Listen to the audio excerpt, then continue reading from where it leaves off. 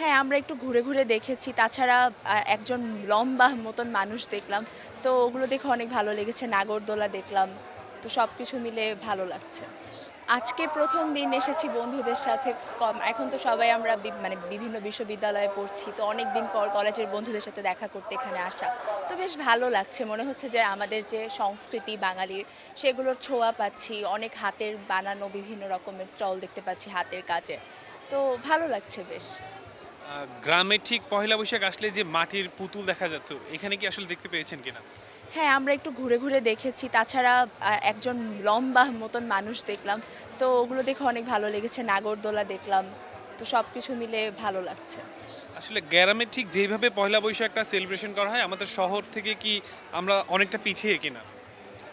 আমি বলব যে শহর থেকে ঠিক পিছিয়ে না, মানে ভিন্নতা রয়েছে সেলিব্রেশনে। কিন্তু আনন্দটা আমার মনে হয় যে যত দিন বাড়ছে, যেমন গত বছর রোজার টাইমে পহেলা বৈশাখ ছিল, তাই জন্য সবাই খুব একটা উদযাপন করতে পারেনি। আমি নিজে এবার চারুকলায় গিয়েছিলাম পহেলা বৈশাখের দিন। তো সেখানে এত মানুষ ছিল, এত মানুষ দেখে অনেক আনন্দ লাগছিল।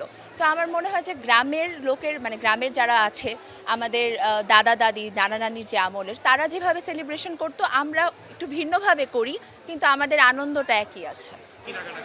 এই তো মেলায় অনেক দিন পর আসা হলো আর কি, সময় হয়ে ওঠে না সেরকম আসার।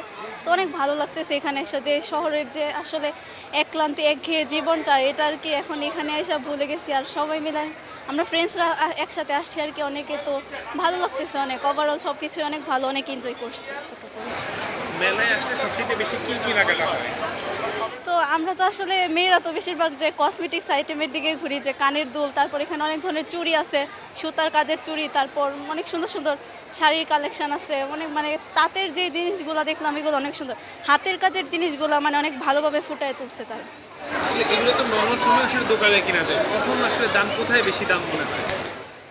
মেলা অনুযায়ী প্রাইসটা অনেক সময় একটু মানে বেশি মনে হয়, বাট ঠিক আছে, যেহেতু এগুলো হাতের কাজের জিনিস, এগুলোর প্রাইস একটু মানে নর্মালি অন্য জিনিস থেকে বেশি থাকবেই স্বাভাবিক। সুন্দর ওভারঅল, মানে এগুলো একটু ইউনিক আছে যেগুলো দোকানে সহজেই পাওয়া যায় না। মেলাতে আসলে অনেকগুলো স্টলই রয়েছে, কি হ্যাঁ। নেই আসলে মনে হচ্ছে? আর মাটির জিনিসপাতি একটু কম দেখেছি আর কি, এগুলা দেখি নাই।